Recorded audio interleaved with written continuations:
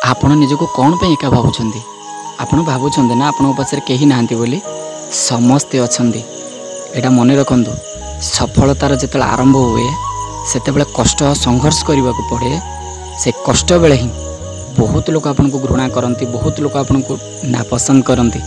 ସେତେବେଳେ ଏଇଟା ମନେ ରଖନ୍ତୁ, ଆପଣ ଭାବି ନିଅନ୍ତୁ ଆପଣଙ୍କର ସଫଳତାର ଗୋଟେ ପାଦ ହୋଇଗଲା। ଯେତେବେଳେ ଆପଣ ସଫଳତା ପାଇସାରିବେ ନା, ସେତେବେଳେ ଯେଉଁମାନେ ଆପଣଙ୍କୁ ଘୃଣା କରୁଥିବେ, ଯେଉଁମାନେ ଆପଣଙ୍କୁ ନାପସନ୍ଦ କରୁଥିବେ, ସେମାନେ ଆପଣଙ୍କୁ ଏମିତି ଭଲ ପାଇବା ଦେବେ ଆପଣ କେବେ ବି ବିଲିଭ୍ କରିପାରିବେନି। ତେଣୁ ଏଇଟା ମନେ ରଖନ୍ତୁ, ଜୀବନରେ ସଫଳତା ପାଇବାକୁ ହେଲେ କଷ୍ଟ ଆଉ ସଂଘର୍ଷର ନିହାତି ଆବଶ୍ୟକ ଅଛି। ତେଣୁ କେବେ ବି କାହାକୁ ଖରାପ ଭାବନ୍ତୁନି, କେବେ ବି କାହା କଥାକୁ ନେଇକି ମାଇଣ୍ଡ କରନ୍ତୁନି। ଆପଣ ନିଜ ବାଟରେ ନିଜ ସଫଳତା ପାଇଁ ଚାଲନ୍ତୁ, ନିହାତି ଭାବେ ଆଗକୁ ଯିବେ।